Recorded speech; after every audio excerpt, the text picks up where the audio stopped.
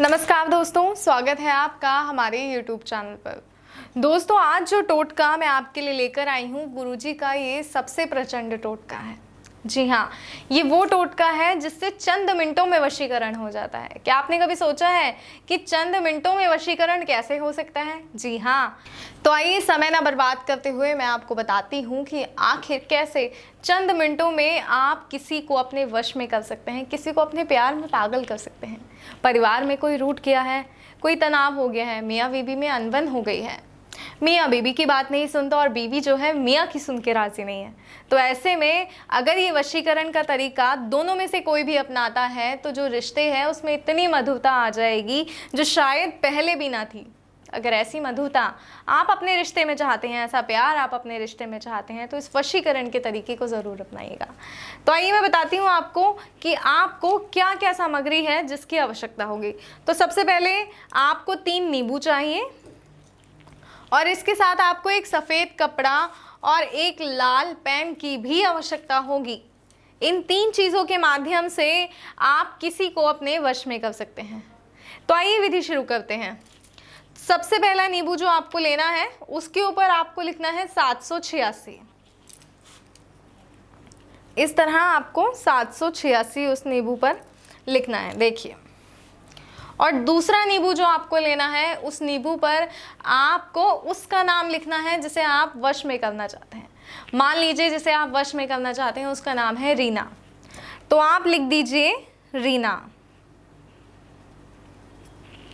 देखिए इस तरह। और जो आपको तीसरा नींबू लेना है उस नींबू पर आपको जो नाम लिखना है वो नाम लिखना है अपना खुद का। मान लीजिए रीना जो है उनको रमेश नाम का जो व्यक्ति है वो वश में करना चाहता है, तो अब यहाँ पर आपने तीसरे नींबू पर लिखना है रमेश, इस तरह। और अब इन तीनों नींबुओं को आपने क्या करना है, इन एक सफ़ेद कपड़ा लेना है। इस सफ़ेद कपड़े के ऊपर लाल पेन से आपने लिखना है 786। कहीं भी बीच में या किसी कॉर्नर पे आप इस पे लिख सकते हैं 786, इस तरह 786 लिखिए। उस व्यक्ति का ध्यान कीजिए जिसे आप वश में करना चाहते हैं। उसके बाद सबसे पहले आपको वो नींबू रखना है जिस पर आपने लिखा था 786, वो नींबू इसमें रखिए। उसके बाद वो नींबू जिस पर नाम लिखा है उसका जिसे वश में करना है। उसके बाद तो ये तीनों नींबू आपको इस तरह नज़दीक करके रखने हैं और इनके ऊपर जो है आपको सिंदूर उस व्यक्ति का ध्यान करते हुए डालना है जिसे आप वश में करना चाहते हैं, इस तरह। और अब आपको इसमें गांठ लगा लेनी है। आपको इसके अंदर 2 गांठ लगानी है।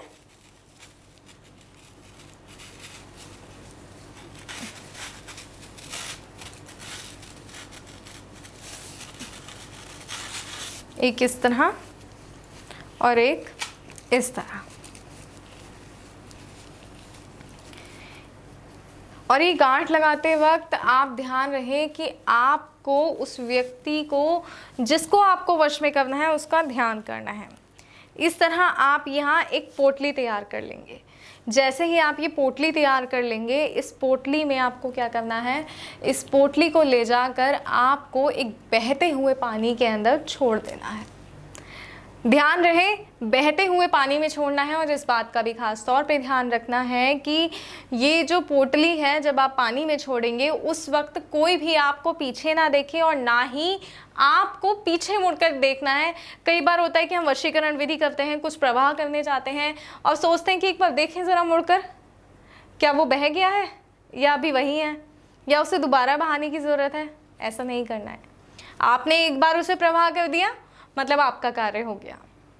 जी हाँ, और जैसे ही प्रवाह कर कर आप अपने घर में आएंगे, मानो आपका प्यार आपके सामने ही होगा।